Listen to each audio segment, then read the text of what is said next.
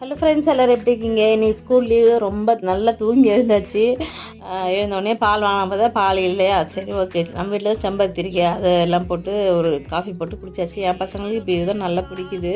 அப்புறம் தேங்காய் உடைக்கலான்னு இருந்தது, அதுக்குள்ளே உடைக்கிற அளவு எனக்கு பொறுமை இல்லை. எனக்கு தேங்காய் தண்ணி வேணும்னா அதில் ஒரு ஓட்டையை போட்டு தேங்காய் தண்ணி மட்டும் எடுத்து கொடுத்துட்டேன். அவள் தாங்க இன்றைக்கி காலையில் சாப்பாடு ரொம்பவே ஹெல்த்தியான சாப்பாடு தான் இது. அவளை கொஞ்சம் ஊற வச்சு நாட்டு சக்கரை தேங்காய் பழம்லாம் வச்சு சிம்பிளாக சாப்பிட்டாச்சு. நாங்கள் 4 பேர் இருந்தால் இதே மாதிரி ஒரே தட்டில் போட்டு அப்படியே சாப்பிட்ருவோம்.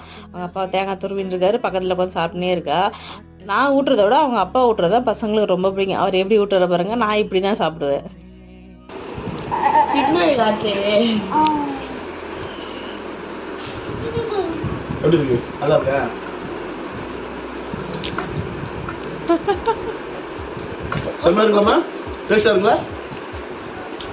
உங்க அம்மாவுக்கு தெரியுமா?